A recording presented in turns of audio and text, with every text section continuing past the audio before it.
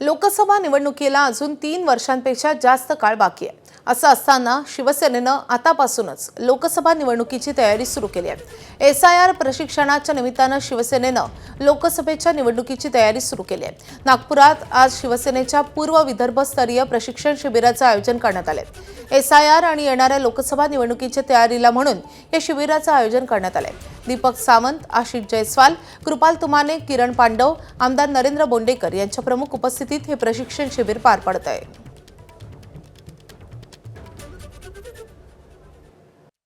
जे काही आमचे नवीन मतदार येणार आहेत 18 वर्षाच्या वरती आहेत त्यांना आम्ही सम्मिलित करून घेणार या यादीमध्ये आणि जे कोणी बोगस मतदार आहे त्यांना बाहेर काढणार। हे इतकं सरळ आहे। प्रत्येक गोष्टीसाठी तयारी करावी लागते, तशी पुढच्या येणाऱ्या इलेक्शनसाठी आमच्याकडे 3 वर्ष आहेत, आम्ही तयारी करतोय।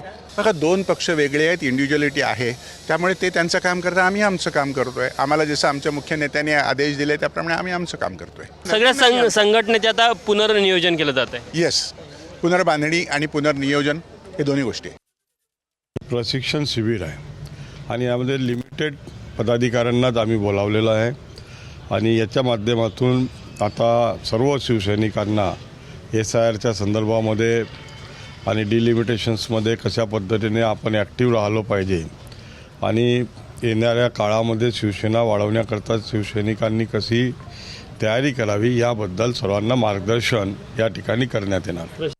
पक्षाला मजबूत करायचं आणि येणाऱ्या काळातल्या निवडणुकीच्या ताकदीने लढायच्या या उद्देशाने अगर प्रायर तयारी ही आमच्या लोकांची आहे। येणाऱ्या काळामध्ये पक्ष संघटना मजबूत व्हायला पाहिजे आणि पक्ष मजबूत आणि माननीय उपमुख्यमंत्री एकनाथ शिंदे साहेबांनी आता ज्या पद्धतीने संपूर्ण महाराष्ट्रामध्ये धडाका लावलेला आहे की उद्या जाऊन आपला पक्ष कुठेही कमजोर दिसला नाही पाहिजे आणि कुठेही आपला पक्ष कमजोर नाही आहे, त्या अनुषंगाने येणाऱ्या काळामध्ये लोकसभा असो या विधानसभा असो सगळ्या आमच्या नियोजन पद्धतीने सगळ्या संघटना मजबूत व्हावी या उद्देशाने हा कार्यक्रम घेण्यात आलेला आहे। ABP माझा, उघडा डोळे बघा नीट।